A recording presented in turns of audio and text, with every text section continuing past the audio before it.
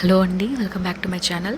రీసెంట్గా మేము హైదరాబాద్ విజిట్ చేయడానికి వెళ్ళినప్పుడు స్నో వరల్డ్కి వెళ్ళామండి.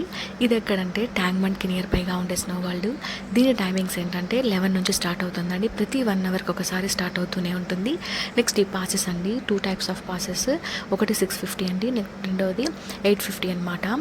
850 అయితే మనకి ఎక్స్ట్రా యాక్టివిటీస్ ఇంకా 3 కూడా చూపిస్తారు. 650 అయితే ఓన్లీ 1 అవర్ మాత్రమే మనం స్లోలో ఉండి ఇంకా బయటకు వచ్చేసేయాలి. ఇది ఎంట్రీ అండి. ఇందాక చూసారు కదా, అవి అక్కడ మనం గ్లౌజెస్, కోట్, నెక్స్ట్ సాక్సెస్ అవన్నీ తీసుకునేదనమాట.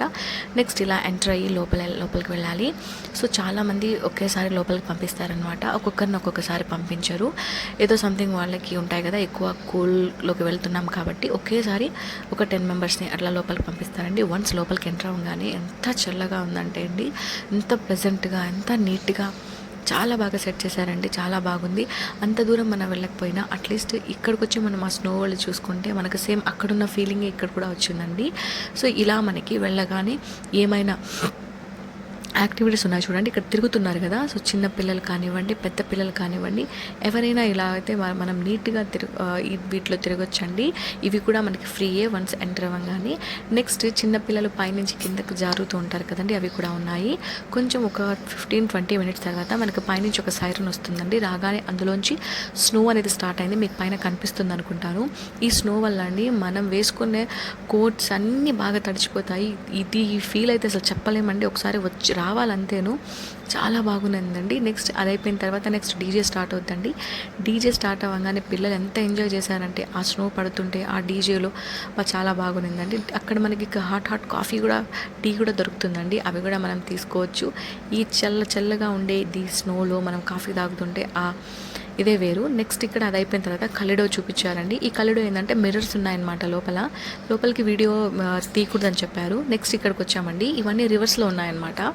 ఇక్కడ మీరు చూస్తున్నారు కదా, అక్కడ ఫుట్ ప్రింట్స్ కనిపిస్తున్నాయి కదండి, అక్కడ మనం నిలబడాలి. నెక్స్ట్ ఇక్కడ కెమెరా కనిపిస్తుంది కదా, ఇక్కడ ఆ ఫోటో తీసి అయితే నిలబడితే పర్ఫెక్ట్గా ఫోటో అనేది వస్తుందంట. సో అవన్నీ. నెక్స్ట్ ఇంకొక యాక్టివిటీ ఏంటంటే ఇది రెయిన్ ఫారెస్ట్ అనమాట. ఇది కొంచెమే ఉందండి. ఈ రెయిన్ ఫారెస్ట్ అయితే అంత ఎక్కువ ఏం లేదు.